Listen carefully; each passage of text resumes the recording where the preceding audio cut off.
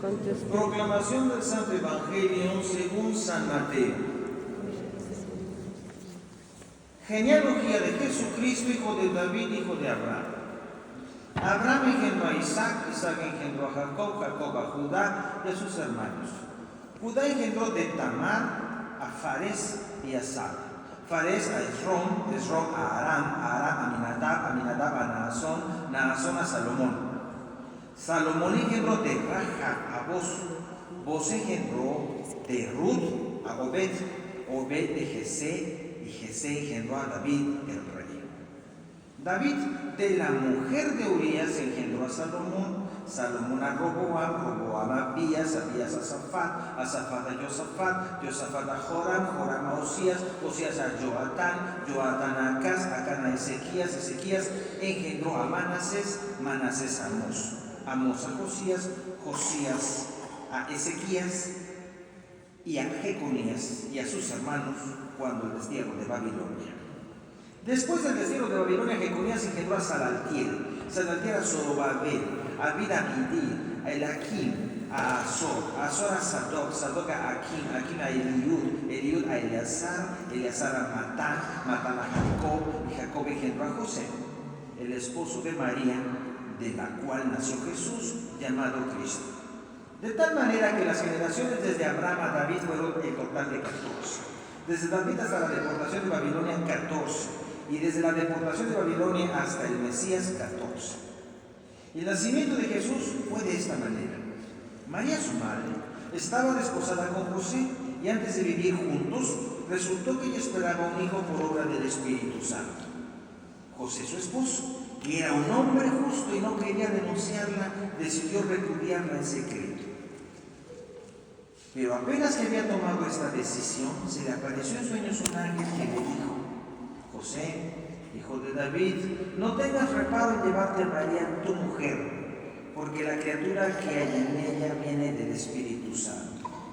Dará a luz un hijo y tú le pondrás el nombre de Jesús, porque él salvará a su pueblo de los pecados.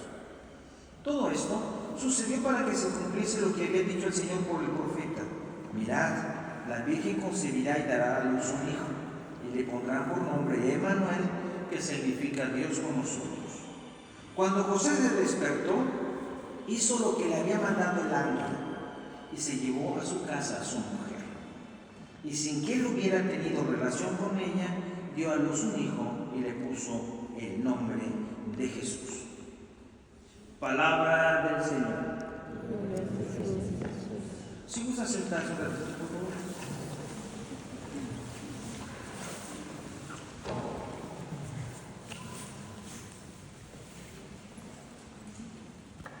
El relato del nacimiento de Jesús del Evangelio según San Mateo, que está lleno de alusiones a otros, que si quieren una lista para poder, cuando ustedes hacen las estos, no sé cómo se llama, cuando tengan un hijo y busquen cómo ponerle páginas de Evangelio según San Mateo, mira, ya todo que comía Sabatero, Nabucodonosor, Zorobabel, de eso se están usando, para que no le pongan así Johannes y cosas así. Imagínate, ¿cómo te llaman? Zorobabel. La abuelita, ¿no? Es decir, lo van a aprender Zorobabel.com. Casi suena a internet. Pero bueno, fíjense que justo el Evangelio según San Mateo hace todo este discurso con la intención de dejar bien claro que Jesús nace de la descendencia de David. Y por eso la palabra David, que si uno supiera, bueno, los que sabemos que David es un acróstico de 14. Las letras en hebreo, como las letras romanas, tienen un número. ¿Sí? Ustedes saben que la letra romana, ¿no? El 1 es una I, el 5 es una D, así, ¿no? Más o menos. Ese sistema lo tiene también el hebreo. Entonces usted escribe David y lo lee en cifras, dice 14. Con toda la intención lo hace para que se vea clara la línea que va de Jesús hasta Abraham, que es del pueblo de Israel. Con toda la intención de dejar en claro que Jesús es un humano. Eso es lo que quiere decir, que es un humano que nace por la voluntad de Dios. Y yo creo que lo mejor que podemos aprender de esto es que todo lo grande y maravilloso también Dios. Dios no tiene por qué ser un gran volcán que escupe fuego, ni una tormenta que acaba con el pobre poblado. Ni siquiera tiene que ser un Dios justiciero del ojo por ojo y diente por diente, al que Jesús se opuso muy cierto. No, hasta Dios se muestra pequeño. Con esta revelación Dios ha querido recordarnos que Él nos hizo y sabe lo que estamos hechos y cómo estamos hechos, lo pequeño que somos. Ha querido que recordamos que nuestra humanidad, sí, nuestro pedacito de carne, esperado y amado por sus padres sin haber hecho algo para merecerlo. Eso somos.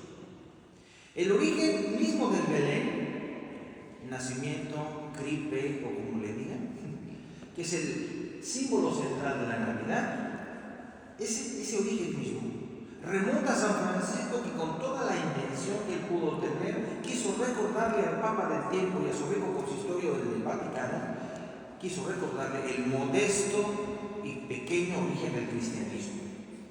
Nacimos en una cueva entre animales. Así Dios quiso nacer. Pero no basta con ser pequeño. Un sencillo ejemplo de lo que quiero decir lo encontramos en la fundación de uno de los más grandes imperios que la humanidad ha visto pasar, el Imperio Romano. En una cueva, abandonados dos niños hermanos, gracias a una loba que puede ser alimentados. Estos niños, conocidos más tarde como Rómulo y Remo, se disputan la fundación de Roma. También, en nuestra tradición hay una referencia muy clara en el protoevangelio de Santiago y en la tradición ortodoxa. Como saben ustedes, ellos no celebran hoy la Navidad. La iglesia ortodoxa la celebra después. Ellos tienen y sostienen, también nosotros tenemos modo de sostenerlo, pero nos gustó más el relato de Lucas, ¿no? El relato del pesebre en un establo.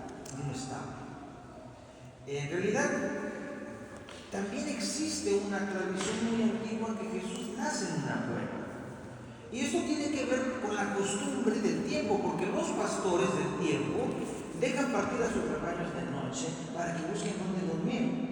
Y los rebaños buscan dónde dormir y normalmente encuentran cuevas en las montañas y en los caminos, donde pasan la noche. Si alguna vez han escuchado estos relatos, yo creo que incluso algunas canciones de Navidad hablan de cuevas más que de establos. Todo esto para marcar una diferencia.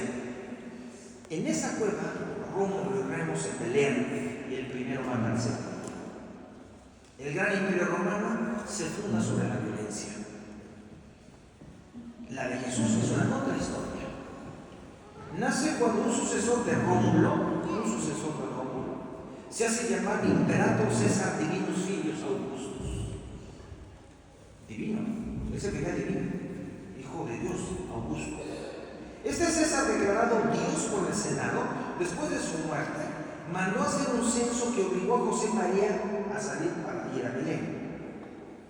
Y viene la contrahistoria del Evangelio según San Lucas. Un ángel anuncia a los pastores el nacimiento del verdadero Salvador que garantiza la paz. Pero no la paz obligada por uniformes manchados de sangre y de violencia. Esta paz no viene de la violencia. Es más, no viene de nosotros. Es la paz que refleja a un niño impotente cuyo ejército es de ángeles, sea lo que sea que esto signifique. Gloria a Dios en las alturas, paz en la tierra a los hombres. Este es el secreto de la paz que este niño nos descubre. La armonía entre el cielo y la tierra, entre Dios y el hombre. Esto quiere decir que la paz tan anhelada, la paz verdadera, solo puede venir de Dios. El niño indefenso, una noche, ese es su signo. Jesús prefería esto precisamente. Incluso aceptará la muerte para renunciar a la violencia, mostrando así que la única forma de obtener la paz verdadera es renunciando a la violencia. Hoy, en este niño divino, te lo dice a ti, me lo dice a mí. Si quieres la paz, renuncia a la violencia. Renuncia a tener siempre la razón. Renuncia a esperar el momento de cobrártelas. Renuncia y ponte en paz con los tuyos. En el relato del Evangelio no es pues un dulce cuentito. Es una historia sobre todo o nada. Es decir, Es la historia de cómo podemos llegar, no a arreglárnoslas para estar en paz, sino a cómo podemos vivir en la paz que viene de Dios. Y lo peor, amigos, amigas, es que no solo hemos progresado en las armas, hemos especializado las formas de matarnos. También nos hemos perfeccionado en el odio y en la tolerancia falsa entre nosotros, no solamente a nivel mundial. Nuestros hogares a veces hemos simulado y somos expertos en la violencia, aunque no se vea mucho. Simulamos la paz en nuestras familias y no podemos quejarnos de que otros hagan guerras cuando no dejamos en paz a nuestros hermanos e incluso a los que están viviendo con nosotros. El Evangelio de la Navidad quiere decirnos que solo hay un camino para la paz mundial y la paz en nuestras familias, y me atrevo a decir, en nuestros corazones. Es el camino hacia el pesebre, hacia la cueva. ¿En cuál cueva estás tú? ¿En la de Rómulo Guerrero o en la de Jesús? Sería bueno que cada uno de nosotros se pusiera ante el pesebre y rezara hoy: Señor y Dios de la paz, dame a mí y a los míos la paz. Haz que mi corazón sea amplio, tranquilo, que renuncie a la violencia y a la venganza para poder estar en paz, la paz que solo puede venir de ti. Que así sea. De pie, por favor.